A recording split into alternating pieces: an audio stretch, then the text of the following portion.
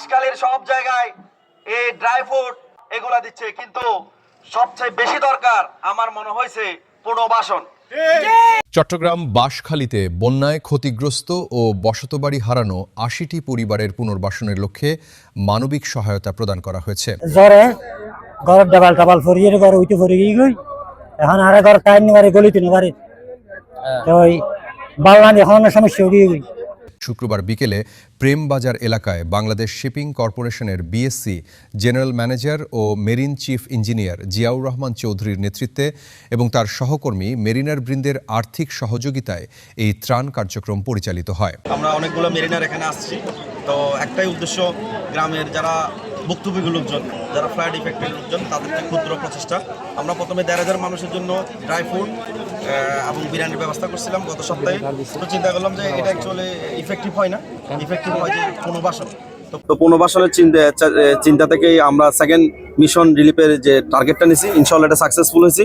আমরা 101 টিন 100টা ফ্যামিলির পাশে পৌঁছাই দিয়েছি এবং এটা রিপেয়ার করার জন্য, হাউস রিপেয়ার করার জন্য আমি সবার জন্য কিছু ইনসেন্টিভ, আমাদের আরও টার্গেট আছে, তার ফেসে যাব। অনুষ্ঠানে ক্ষতিগ্রস্ত প্রতিটি পরিবারের হাতে ঘর মেরামতের জন্য এক বান্ডিল করে টিন এবং ৩,০০০ টাকা করে নগদ অর্থ তুলে দেওয়া হয়।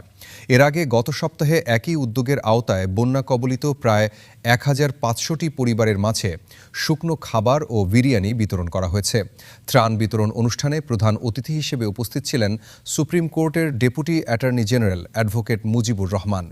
বিএসসির কর্মকর্তা কর্মচারীবৃন্দ, মেরিনার্স সোসাইটি, যারা বাংলাদেশের মেরিন ইঞ্জিনিয়াররা আছে, বিশেষ করে আমার ছোট ভাই বাংলাদেশ শিপিং কর্পোরেশনের জিএম জিয়াউর রহমান চৌধুরী, বর্তমানে ফুলছড়ি জাতীয় আদর্শ উচ্চ বিদ্যালয়ের অ্যাডহক কমিটির বর্তমান আবার সভাপতি, গতবারে ইউনুস সরকারের আমলেও সভাপতি ছিল। ওনার উদ্যোগে এবং আমাদের সবার উদ্যোগে, আমাদের পরিবারের উদ্যোগে আমিও এসেছি বাংলাদেশ সুপ্রিম কোর্ট থেকে, অ্যাটর্নি জেনারেল অফিস থেকে। আমি ডেপুটি অ্যাটর্নি জেনারেল হিসেবে আসি, বিশেষ করে বাংলাদেশের মাননীয় প্রধানমন্ত্রী তারেক রহমানের দিক নির্দেশনায় যাতে বাংলাদেশের ক্ষতিগ্রস্ত মানুষ ত্রাণ পায়, পুনর্বাসন পায়, সেই উদ্দেশ্যে আজকে আমাদের এই ক্ষুদ্র প্রয়াস। বিশেষ অতিথি হিসেবে উপস্থিত ছিলেন জজ কোর্টের এপিপি অ্যাডভোকেট পুষ্পা সুলতানা ও অ্যাডভোকেট মেহনাজ সোলাইমান।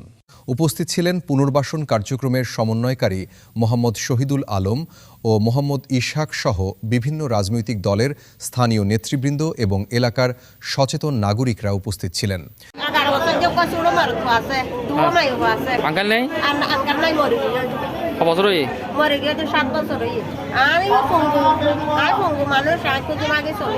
আর ৩,০০০ মা যে মাছের ফজর গিয়ে আর কেটি ২ হানি আর হানি কেটি থেবে কেটি সবগুলো মাটি মিশে।